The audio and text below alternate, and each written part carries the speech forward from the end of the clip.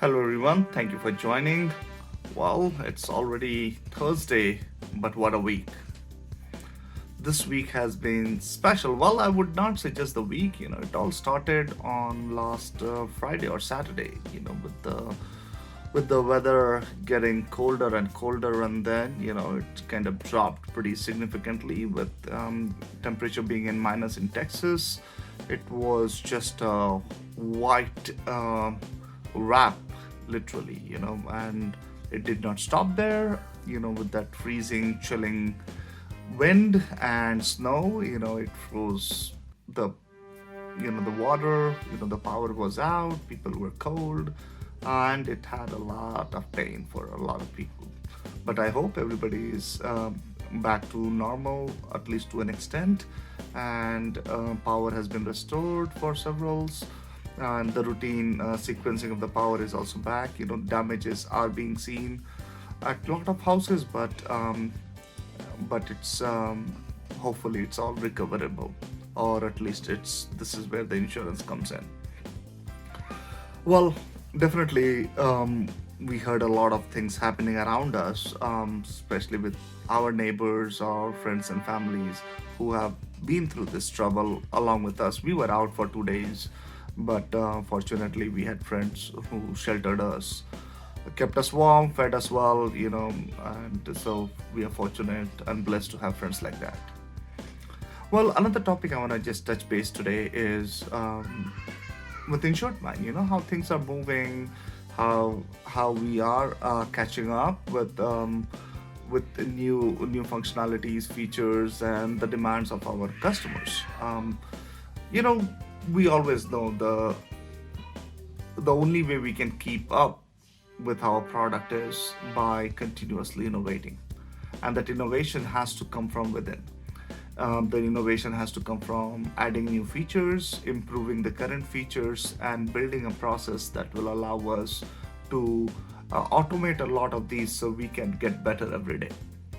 And all these three things has been on our constant radar. But it's also equally important to think about where the industry is going. Are we aligning with that, or we are spearheading that? There is always the debate. Insured Mind product is way more comprehensive, so it's overwhelming. And I think we chose that route, that we want to provide a comprehensive solution rather than people will grow out of it. And I'm happy that we chose that route, because that's the product offering. It's early pain, but it's a long-term game for agencies. We do not want agencies to use a product and within few months they grow out of it and then start looking for something, and it is not good for them, it's not productive. So I think the position we have taken, or the strategy that we are working through this, is I think is the right one, where let it be a little bit more comprehensive, a little bit more overwhelming, but provide them that full flexibility, full functionality, so they can accomplish what they need to. And does it cost us some customers? Yeah, that's okay. I think some of them go and come back, and some of them never come back, but that's okay. But the core customer base that we are building, once they have adopted, once they have started using it, the value is immense, and that's okay. We do not want 40,000 agencies to be our client. We are targeting a very specific segment, and that's what we are growing and adding every day. We are happy to be in that way. Obviously, our strategy kind of focus on twofold. One is the retail agencies, which we look at around 10, 20, 50, 30 agent agencies, even smaller ones, onesies, twosies, and five scratch agencies as well. But that's less of our focus. The mid size of 5 to 15 are where we see a lot of our agencies onboarding happens. But then we are also designed for two other categories that we see some significant success. I'm very happy to share, which I have shared on a couple of the platforms with several of you, is we are onboarding Shepherd Insurance.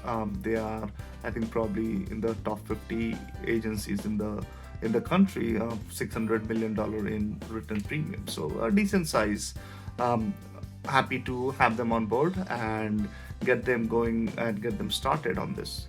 So this is where I think it's we are starting to get some better traction, and the product market fit is because agency of a large size would need a product that fits into their complicated ecosystem, and Insured Mind is actually designed for these kind of environments.